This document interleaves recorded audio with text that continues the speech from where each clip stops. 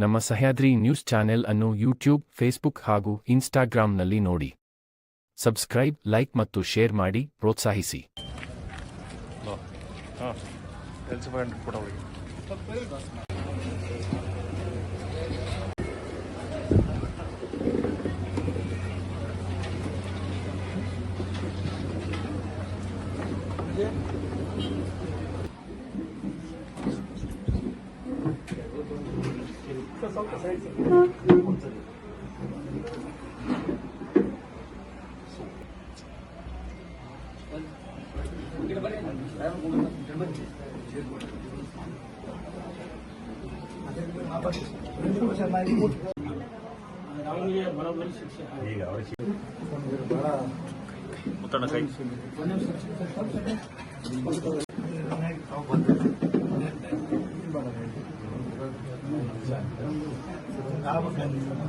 ಏನು ಮಾತಾಡಬೇಕು ನೋಡಿದೆ ಸರ್, ಮಾಡಿ ಡಿಸಿ ಆಫೀಸ್ ತನಕ ಮೆರವಣಿಗೆ ಬಂದು ಡಿಸಿ ಸಾಹೇಬ್ರಿಗೆ ಅವಳ ಆತ್ಮಕ್ಕೆ ಶಾಂತಿ ಸಿಗಬೇಕು, ಅವನಿಗೆ ಗಡೀಪಾರ್ ಮಾಡಿ ಅವನನ್ನ ಗಲ್ಲಿಗೇರಿಸಬೇಕು, ತನಿಖೆ ಆಗಬೇಕು ಅಂತ ಸಾಹೇಬ್ರೇ ಮಾತಾಡಿ ನಿಮಗೆಲ್ಲ ಕಂಡು ಅವಳ ಆತ್ಮಕ್ಕೆ ಶಾಂತಿ ಬೈಕ್ ನೋಡಿ ಇವತ್ತು ದಿವಸಕ್ಕಿದೆ 5ನೇ ದಿವಸ ಶಿವಕರಣ ಸಮಾಧಿಗೆ ಹೋಗಿ ತಾಲೂಕು ಬೈಕ್ ನಮ್ಮ ವಿಧಿಗಳನ್ನು ಜನ ಅದು ಮಾಡತ್ತೇವೆ.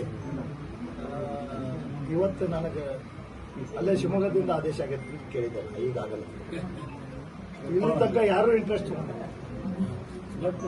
ದೊಡ್ಡ ಪ್ರಮಾಣ ಅಲ್ಲ.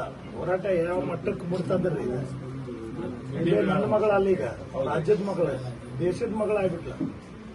ನನಗೆ ನನ್ನ ಮಗಳು ಇವತ್ತು ತಕೊಂಡೆ, ನಾಳೆ ಇನ್ನೊಂದು ಮಗಳಿಗೆ ಅನಾಹುತ ಆ ಪ್ರಶ್ನೆ ಕೇಳಿದ್ರೆ ಅದೆಲ್ಲ ಇದೆಲ್ಲ ಖಾಸಗಿ ಹೀಗಾಗಿದ್ರೆ ನೀವೇ ಮಾಡ್ತೀವಿ. ಸುರ್ಜಿವಾಲಗೆ ಅದೇ ಒಂದೇ ದಿನದಲ್ಲಿ ಅರೆಸ್ಟ್ ಮಾಡಿಬಿಟ್ಟಿದೆ ಅಂತ ಹೇಳಿದ್ರು. ಒಲೆ ಆಗಿದ್ದಕ್ಕೆ ನೀವು ಆಗ್ದಂಗೆ ನೋಡ್ಕೋಬೇಕಿತ್ತು.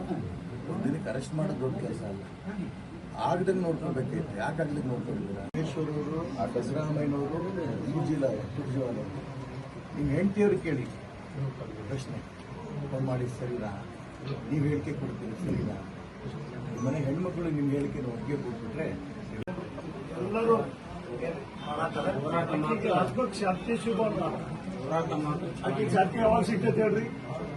ಅವನಿಗೆ ಗಲ್ಲು ಶಿಕ್ಷೆ ಆದಾಗ ಮಾತ್ರ ಆಕೈತಿ. ನಾವು 1-2-3 ಬರೀ ಕೇಸ್ ಹಾಕೊಂಡು ಹೋಗಿ 10 ವರ್ಷಕ್ಕೆ ಗಲ್ಲಿಗೆ ಹಾಕೋದಲ್ಲ.